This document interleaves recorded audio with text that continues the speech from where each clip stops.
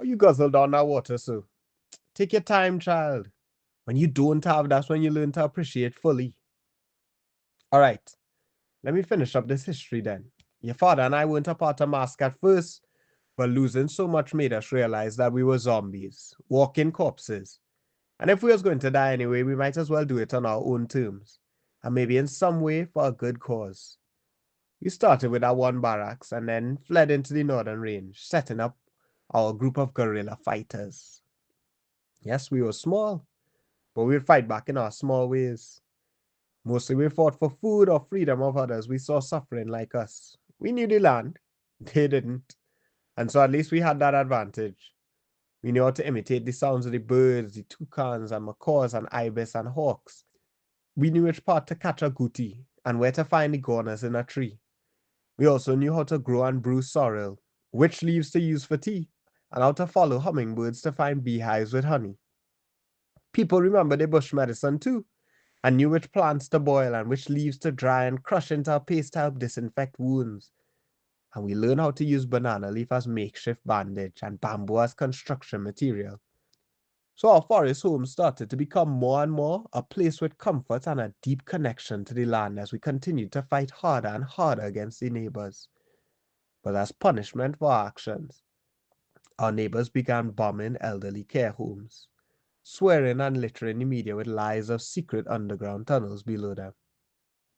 Yes, old and sick people, they said, were housing mass combatants.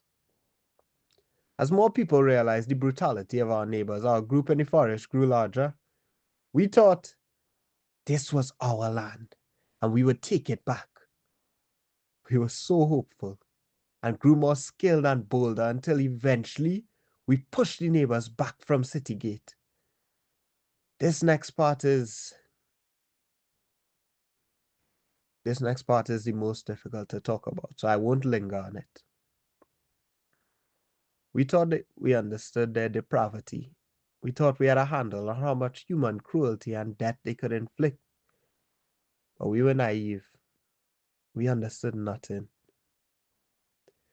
As their troops began to fall back and we heard less and less drones and jets above us, we believed that this was it. They realized we were too much of a pain to deal with, and so they were withdrawing. No, they were just pulling their main forces out. Then they dropped napalm and burned the entire country to the ground. Our puppet government went up in flames along with the rubble of our homes and the natural short-lived paradise of our community in the forest. In 2 weeks, they burned alive or suffocated with smoke or shot with their drones and their guns about 500,000 people, having already reduced population. Only after they dropped the napalm did they fully leave, seeming not to care anymore. To this day, I couldn't tell you what they even trying to do in the country, why they wanted to eradicate us, to control us like that. Was it a geopolitical thing, a racist thing, a colonizing thing, or just a stupid thing? I couldn't say. That's the kettle. 1 minute. I'll bring you some tea to finish up the story. Be careful. It's hot. All right. So once it all burned down, the whole country basically, the neighbors finally seemed satiated. I know that's what the international court found after CARICOM brought it to them. That it was some last-ditch effort of a dying imperialist nation to project strength, to show the world how strong they were, while being led by our old senile sociopath and his group of pedophile bloodsuckers. Yes, I mean on both sides. Well, maybe they thought once everything was gone, they could come back and build what they wanted. But that didn't happen. And maybe it's just me, but I just can't understand how there could be any sort of sensible justification for what happened with us, to us. Just how the neighbors could do that to other human beings and sleep at night. What kind of sickness? What sort of evil? No, I'm okay. Just give me a few seconds. That's all. Yes. Thank you.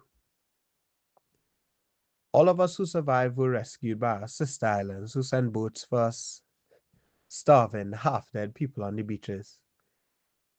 Me and your father decided to die on Maracas, and so lay there in the sand where we fell because we didn't have anything left to take us forward. We looked at this beach that we used to love. It used to be so beautiful, filled with people laughing and drinking and going in the water and swimming and splashing and bathing, and the water used to be beautiful. Look, I think I have another picture here. Hold on. See? Look at how the bay did look. Look at that wave crashing there. Now, it wasn't too rough. Well, at least not for me. And it wasn't perfect neither. We wasn't perfect either. We had our issues. We used to fight, and the murder rates kept rising, and robberies too, and litter was everywhere. We wasn't a perfect people, but still, if imperfection is the justification for what happened to us, nobody in the world is safe. Yes, sorry. So that's where the aid people found me and your father and hundreds more dotted among the corpses. We were dead people and a dead land. In ashes, all the nature we used to be so proud of lay, along with the remains of our cities and the bones of our families, not just paradise lost, but paradise purposefully destroyed. No, the neighbor's country didn't last too long after that. It collapsed upon itself for a bunch of reasons. To start, their love of never-ending war, their systematization of corruption, their vindictive brutality, and their lack of care for their own citizens definitely played a part. How it end? Well, I still here, so it ain't end yet. Oh gosh, child, you're allowed to laugh, innit? It was a joke.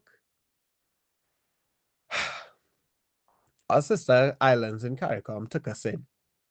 The very same CARICOM who our final prime minister had shunned, disrespected, and abandoned in her desperate attempts for approval from our neighbors.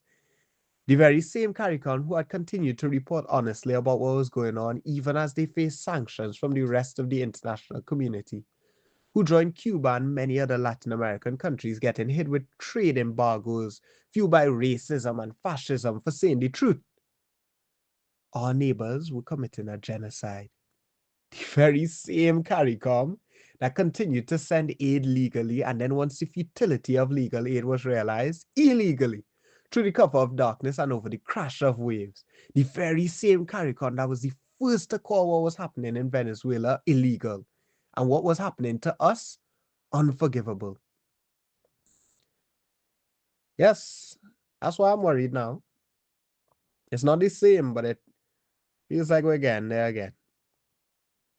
I'm worried, child, that we're starting to forget our history, even when it didn't happen so long ago. If we're not allowed to teach our children our history, it's going to cycle around again. So that's why I get upset when we're in a country as refugees and they outlawing our dialect and teaching a sanitized version of history. Yes, I'm afraid it might be happening again. That no matter how many times we chant never again, our blindness to what happened before will make another disaster. And there's no saying we didn't know or didn't know who to believe. We work hard to document, to take videos, to plead with people in the world to help us. And they watched in silence, in denial, in fear. That was not right. That is not right. All right, child. I see you're ready to go now. Run outside. Leave me alone to rest. Thank you. I'm glad you thought it was important too. Thanks. Storytelling is part of our culture too. And when you're outside, tell your father next time he in charge of telling you any story, yeah? All right. Bye.